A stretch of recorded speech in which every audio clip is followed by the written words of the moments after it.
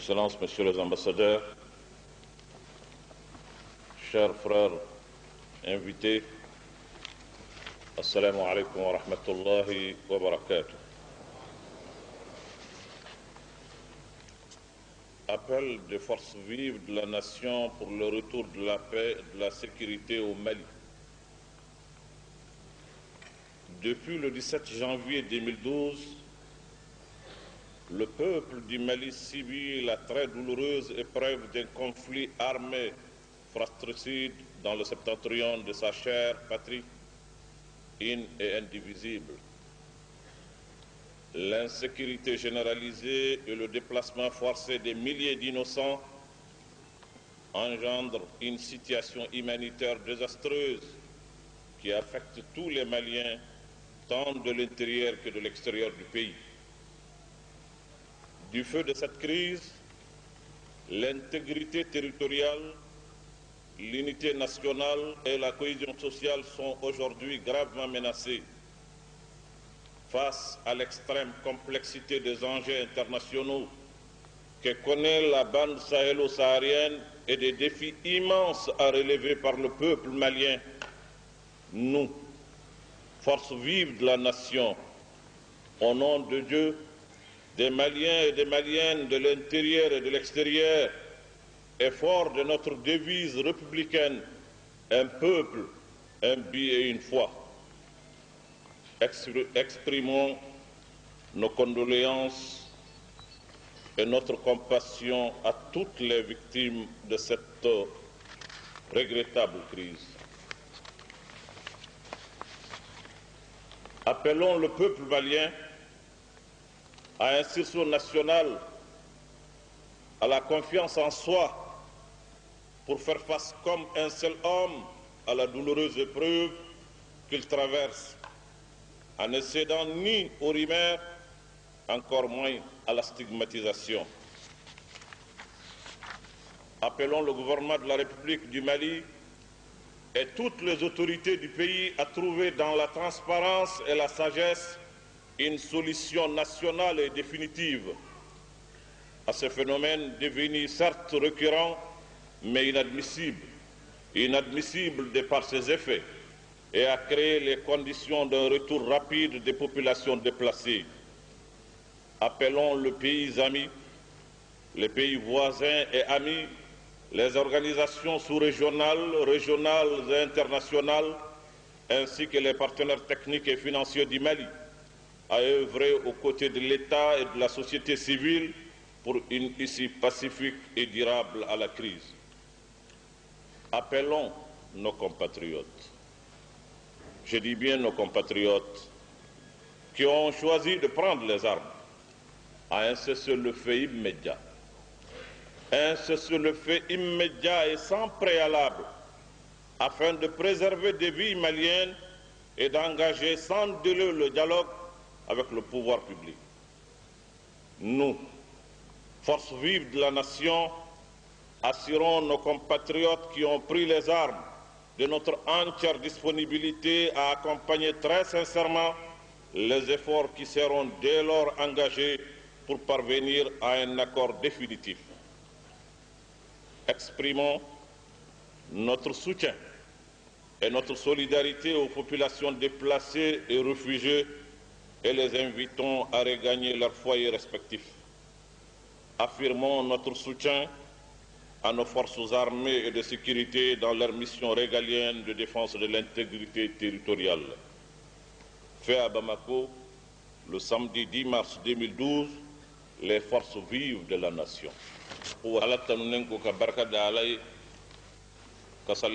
sallallahu alayhi wa sallam ka haketo ani yamariyani anje ñogon fe ananga makrobaw anje ñogon munu no yambal mawi munu nanu jera kan ni haklan ka abo ñogon fe ka bara ñogon fe ka tama ñogon fe no ye krengreana mbalmake Monseigneur Jean Zerbo ani pasteur Daniel Koulibaly bara indam nena ina fa faraw ye cugum na am far la ñogon ka hakaliw jakabo hakilina ka fɛrɛ k'a kɛ jamana bɛɛ ta ye ka wuli k'a kɛ ka dugulenw sɛgɛrɛ ka wuli k'a kɛ ka kuluw sɛgɛrɛ minnu bɛ jamana in kɔnɔ n'olu bɛ hadamadenya kofɔ o faralen ɲɔgɔn kan hakilina min nana laban ka bɔ a la o de ye welewelemadakan ye an bɛna wele min ta k'a kɛ ka jamanadenw sɛgɛrɛ k'a kɛ ka diɲɛ sɛgɛrɛ kun kan ka bɔ anw yɛrɛw ka jamana na maaw k'an mankan mɛn ko min bɛ ka kɛ jamana in na ni maaw ye anw to an damana an yɛrɛ kɔni ka kan ka wuli an yɛrɛ ye o hakilina in de y'a to fara ɲɔgɔn ka kɛra ka nin welewelemada in ka a lase jama ma k'a lase jamana ma k'a lase diɲɛ ma o la an ko kabini janvier kalo a tile 17 2012 in na min ye anw ka jamanaba in ye n'o ye Mali ye a degunnen don degun min ye degun belebele degun min n'a sababu kɛra dangari min kɛra n'a karila jamana na anw ka jamana kɔrɔyanfan in na o kɛra degun ye ka ɲɛsin jamana ma jamana min ye kelen ye ni tilayɔrɔ t'a la jamana in ye kelen ye tilayɔrɔ tɛ jamana in na o baara min kɛra n'o ye nin dangari in ye a kɛra sababu ye ka basigibaliya k'a don jamana kɔnɔ sababu ye yɔrɔ minnu ni degun tun bɛ yen kɔrɔlen n'o ye balo dɛsɛ o degun min bɛ yen dɔ nana fara o kan a kɛra gɛlɛya faralen gɛlɛya kan jamanaden bɛɛ lajɛlen bɔra o ko in kalama min bɛ jamana kɔnɔ ani min bɛ jamana kɔ kan bɛɛ lajɛlen a ye fɛn in dɔn a yɛrɛ kun na barisa jamana in ye jamanaba kelen de ye farikolo kelen don ni magara yɔrɔ dɔ la yɔrɔ bɛɛ lajɛlen bɛ bɔ a kalama o baara in o kɛra sababu ye jamana yɛrɛ ka kelenya ka dangar'o la a kɛra sababu ye basigi min bɛ jamana in kɔnɔ ka dangar'o la kabini jamana in sigira n'a kɛra jamana ye ko ma kɛ min ye jamana yɛrɛ a kelenya a n'a a basigi ka dangara la ka maaw jɔrɔ ka se ko min bɛ sen na bi min ni bɛɛ lajɛlen b'a dɔn n'aw ye anw ka jamana a kɔrɔyanfan in yɔrɔ min don kɛnɛlankolon tɛ yɔrɔ tɛ ko a bilalen bɛ ten ko cɛncɛn fuga dama don yɔrɔba de don yɔrɔ min don diɲɛ mago bɛ yɔrɔ min na yɔrɔ min don hɛrɛ camanw de lasagolen b'a yɔrɔ in na o kuma yɔrɔ min don maa caman bɛ diɲɛ in kɔnɔ minnu bɛ kɛ k'u ɲɛkɛrɛ kɛ ka yɔrɔ in filɛ o de y'a to yɔrɔ in ye yɔrɔ ye yɔrɔ min ni yɔrɔ caman tɛ kelen ye yɔrɔ min n'a a b'a wajibiya jamanadenw kan u ka fara ɲɔgɔn kan fɛn min ɲɛsinnen b'a yɔrɔw ma k'u kun don a kɔrɔ a bɛ se ka ɲɔni cogo min a ɲɔnini ye Ala ka nɔgɔya an ye nin bɛɛ lajɛlen kosɔn min bɛ wele ko force vive o kɔrɔ ye jumɛn ye kulu minnu bɛ jamana in kɔnɔ ni hadamadenya kuluw don ni danbe kuluw don ni yɛrɛdɔn kuluw don o kulu minnu bɛ jamana in kɔnɔ a bɛɛ lajɛlen de farala ɲɔgɔn kan ka hakili jakabɔ kɛ jango ka se ka kulekan kelen kɛ o ka kɛ jamana ŋunankan ye o de la an ko ni Ala tɔgɔ ye subhanahu jalla wa ala barisa nin jama in bɛɛ lajɛlen dalen bɛ Ala la o kuma ni Ala tɔgɔ ye tuma o kɔfɛ ni maliyɛnw tɔgɔ ye a cɛ n'a muso maliyɛn min bɛ jamana in kɔnɔ ani maliyɛn min bɛ jamana in kɔ kan barisa anw ka jamana a jɔnjɔn tamisere min b'a la ani kumakan min b'a la min b'a jira k'a fɔ k'an ye kelen ye o de ye k'a fɔ jamana in ye république ye bɛɛ jɛ don an bɛɛ lajɛlen ka kan la wa jamana in denw u ka laɲini ye kelen ye u kuntilen n'a ye kelen ye maa minnu ye jamana in tu tigɛ k'a kɛ Mali ye u ye hakilina min sɔrɔ ka jɔnjɔn min sɔrɔ ka fara jamana in ka jango o ka kan hakilina ye tuma bɛɛ an k'o bila an ɲɛkɔrɔ o ye nin kumakan ye nin kumakan in kosɔn maliyɛnw an ko san'an ka don kuma na an bɛ hinɛminɛ kɛ ka yafa ɲini kɛ maa minnu n'olu u binna nin ko in na a kɛra marifatala ye a kɛra marifa sera maa min ma n'i m'a ta a jamanaden bɛɛ lajɛlen ni tɔɔrɔ y'a sɔrɔ nin ko in na k'a ɲini ala fɛ ala ka hinɛ a bɛɛ lajɛlen na ala ka yafa a bɛɛ lajɛlen na an den minnu n'u binna faso kuma bɔ kɛnɛ in kan k'a ɲini ala fɛ ala k'u magɛn n'a ka hinɛ ye o kɔfɛ mali a jamanadenw an bɛ welewelemada kɛ welewelemada in bɛ ɲɛsin an yɛrɛ kun de ma k'an yɛrɛ kun wele an yɛrɛ k'a lamɛn an ka wuli ka jɔ an yɛrɛ kun ka ala tɛmɛnen kɔ ka dan an yɛrɛ wula k'a dɔn k'a fɔ k'anw ka jamana in ye jamanaba ye jamana barikama don jamana kɔrɔ don jamana min ye caman di ɲɛma empire caman de bɔra jamana in na civilisation caman de bɔra jamana in na jamana in ye caman de di adamadenya ma kodɔn ni maaya sira fɛ o jamana in a bɛ se ka lombo lanba nka a tɛ bɔ na dɛ o tuma ni ko min nana jamanadenw k'a dɔn an ka kan ka wuli o de bɛ wele ko sursaut national barisa jamana kɔrɔ don min sigilen bɛ fɛn minnu kan a fɛnw ye fɛn barikamaw ye fiɲɛ fɔlɔ min mana na o tɛ se ka taa ni jamana in ayi o tuma ko bɛɛ ka wuli an k'an bolo di ɲɔgɔn ma ka ɲɔgɔn minɛ gɛlɛya bɛ se ka kɛ gɛlɛya tɛ ban hadamadenya sigi la gɛlɛya bɛ se ka kɛ duw kɔnɔ gɛlɛya bɛ se ka kɛ duguw kɔnɔ gɛlɛya bɛ se ka kɛ jamanaw yɛrɛ ka taama cogow la o bɛ kɛ o nka gɛlɛya kɛli o kɔrɔ tɛ k'a fɔ k'an b'an bolo jigi ka jamana to k'a ka taa ten jamana in ka bon o ma o tuma jamanaden bɛɛ lajɛlen k'an ka kɛ komi cɛ kelen ye ka ŋaniyaw kɛ kelen ye ka wuli k'an jɔ an kana yiran-yiran filan-filan kana don an dusukun na siran kana don an dusukun na an bɛ ko min kɛ fana an kana fili a kɛli la an jugu ye fɛn min ye o ye fɛn min bɛ dankari jamana in na an bɛɛ lajɛlen ka fara ɲɔgɔn kan jango o ka dabila an bɛ welewelemada kɛ ka ɲɛsin jamana a fanga ma ani fanga o fanga n'o bɛ jamana in kɔnɔ kɔrɔ ye gouvernement fanga yɛrɛ yɛrɛ bɛ jamana min bolo ani fɛn o fɛn ye fanga ye n'o faralen b'o fanga in kan o ye autorité ye ka welewelemada kɛ nin bɛɛ ye jango nin baara min bɛ sen na nin ko min bɛ sen na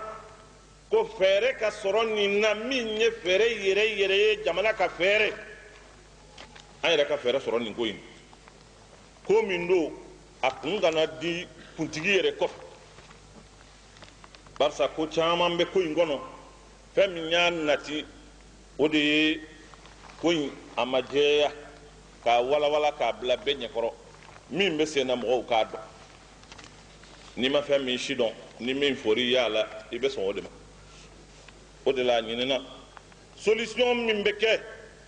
a ka kɛ transparence la ani sagesse kɔrɔ ye a ka jɛya a kana kɛ hakili kɔ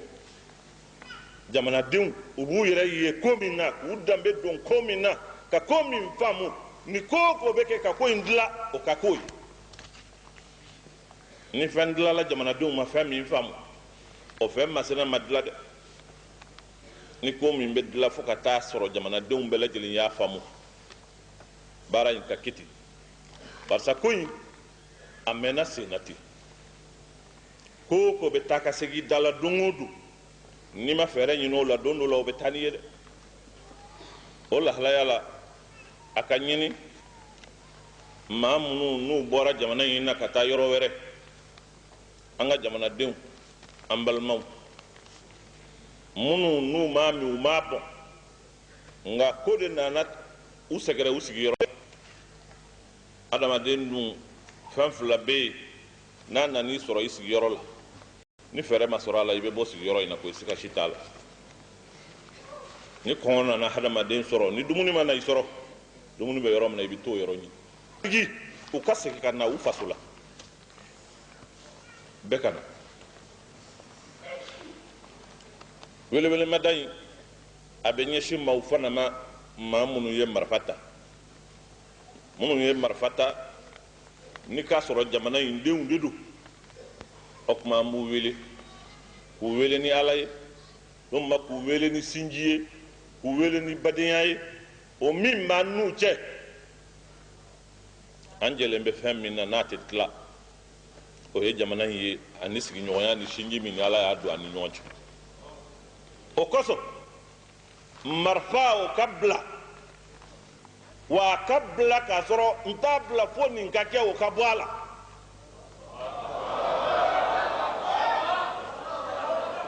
a ka bila sigikafɔ ka kɛ sigikafɔ bɛ kɛ o hali maa ka du kɔnɔ i bɛ sigikafɔ kɛ n'i denw tuma dɔw la denw bɛ fɛn dɔ ɲini i yɛrɛ b'a fɔ i ni nin mankan i da de nin minɛ i k'i makun o bɛ kɛ maa n'i denw cɛ o tuma sigikafɔ ka kɛ n'o bɛ wele ko discussion n y'a mɛn mɔgɔ dɔw da a ko on ne négocie pas avec ses enfants mais on discute avec eux kalankɛla de y'o fɔ kuma dɔnna de y'a fɔ an b'a ɲini fana gouvernement k'i jija a k'o kɛnɛ in labɛn a k'o favoriser o bɛ se ka kɛ kɛcogo o kɛcogo la fɛɛrɛ o fɛɛrɛ la a k'i jija a k'o kɛ an b'a ɲini an teri jamanaw a n'an sigiɲɔgɔnw a n'an baarakɛɲɔgɔnw n'o ye organisation minnu bɛ jamana kɔnɔ a kelen o kelen ani maa minnu n'an n'u sigilen bɛ barisa an bɛ diɲɛ min kɔnɔ bi diɲɛ ye so kelen de ye maa si tɛ se k'a fɔ k'i so kɔnɔ ko maa wɛrɛ da tɛ don a la n'o bɔra a la an b'a fɛ k'a fɔ o balima ninnu ye k'a fɔ an minnu ye nin kumakan in ta k'a lase an labɛnnen don k'an ka ŋaniya k'o jira ko in na aleykum wa rahmatulahi wa barakatuh en jetti allah subhanahu wa ta'ala en juuli downula sallallahu alayhi wa sallam dendangal feddeji gonɗi ley mali daraniɗi ɓiɓɓe adama ndenagu mun en cellal mun en dental mun en kawri so ndenti so gaɗi konngol e hunduko am mi yettina e inde mun en konngol yo noddangu fewde e ɓiɓɓe mali fuu gorko mun e debbo mum suka mun e mawɗo muɗum ko ndarte awalan ɗum woni leydi ndi immoɗen daroɗen nangodiren annen leydi men ndi leydi teddundi leydi tarihi leydi ɓooydi leydi andundi worɓe ndin leydi hana so wonko wari amin haqqillaji immo min mbasa andude ko min gatta ɗum hana e leydi ɗum woni ko darde arande ɗum woni nangodiral e kawral e darade hono gorko goto fewtade ko wari e meɗen ko wawi wonde fuu so en nangodiri fuu lamɗo subhanahu wa taala hokkan en hen laaw noddangu arande yo ɗum ɗo noddangu ɗiɗo fewde e ɓam immiɗe so dari so ɓami kaɓorɗe so pewti e leydi ndi ɓe ɓiɓɓe leydi noon e leydi ndi ɓe jeeya leydi ndi yo leydi gootiri ndi feccatake nenno ana darda ɓen kaɓorɗe ko ɓama ko ɓe joƴƴina ɓe garta e leydi ndi ɓe jodda e sakiraɓe maɓɓe e bandiraɓe maɓɓe kaaldal waɗa kawral waɗa leydi ndi yaara yeeso haɓo wala ko darnata haɓo bonnan moƴƴinta haɓo sayfitan hawrinta haɓo wona ko moƴƴi ɓe joppa hare ɓe joppa haɓo ɓe garta e leydi ndi ana darda du kamɓe ɓen ɓe paama minen immiiɓe so min ndenti min kaali ngol konngol miɗen lalindi miɗen jondori du so kaaldal ana waɗa so kawral ana waɗa min tawe ɗon kala ko waawi waɗeede faa kawral ngal tabito fuu min gollan golle muɗum min dokkan anniya muɗum ɓe annda ɗum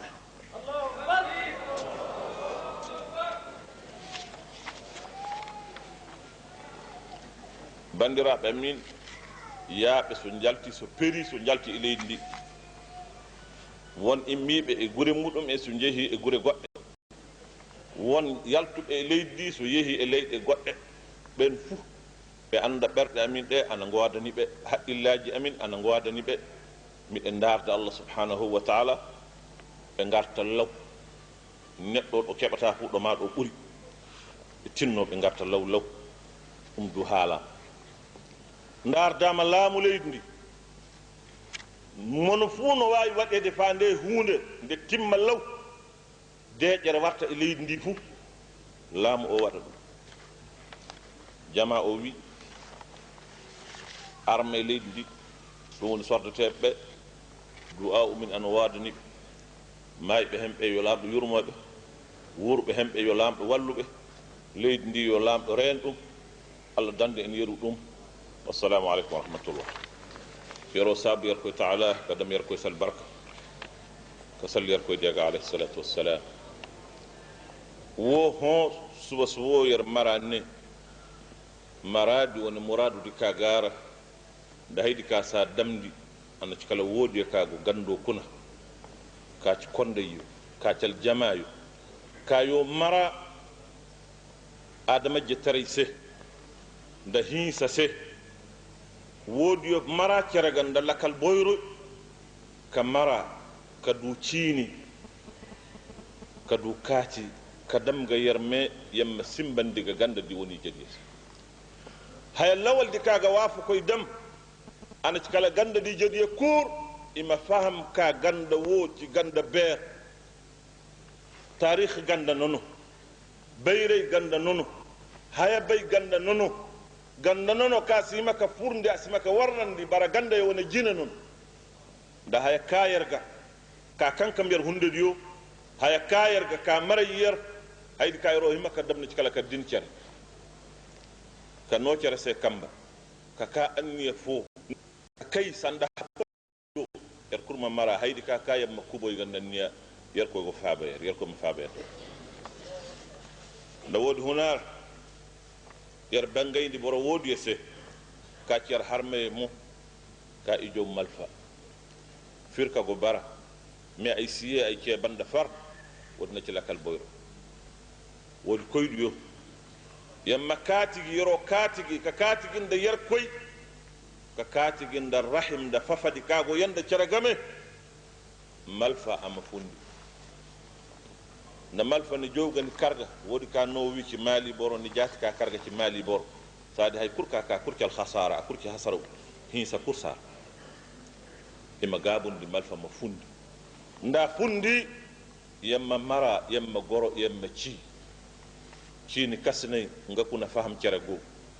non ka ciini kasnay si bara faham cere sa nda wor hoy ka gurje wor ko hordni ci kala woro ye ka gora ka ci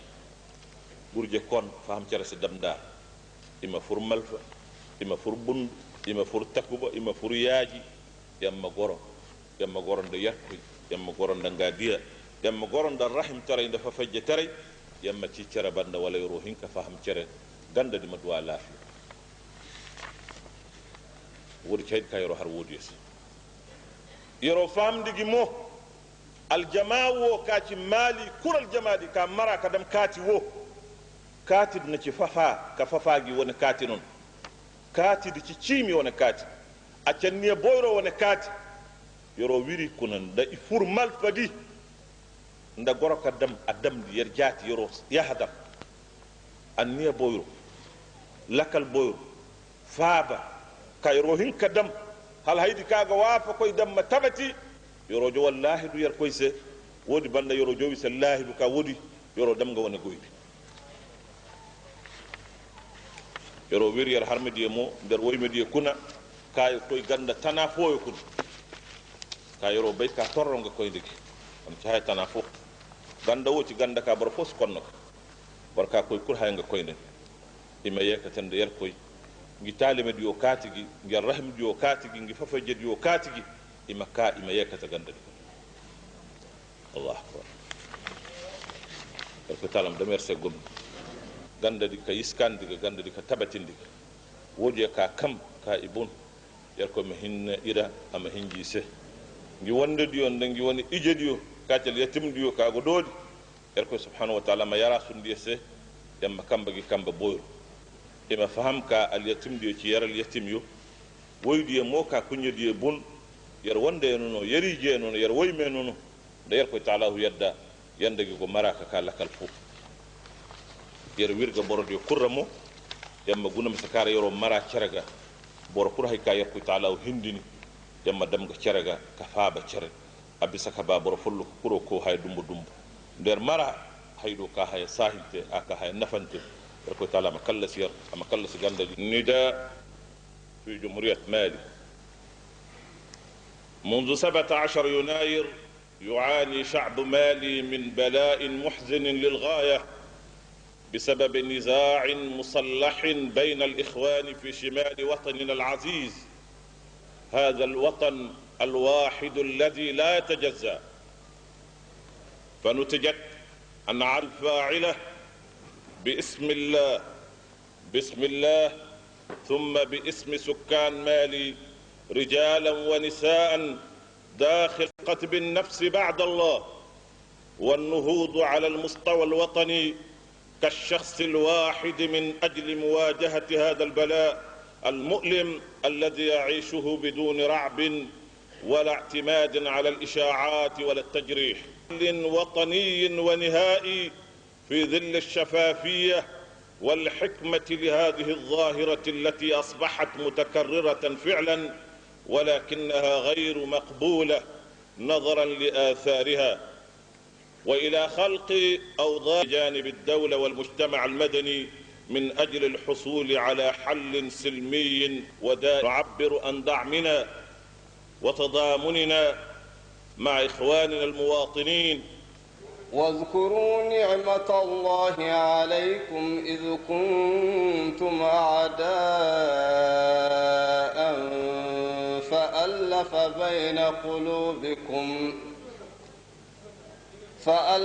بين قلوبكم فأصبحتم بنعمته إخوانا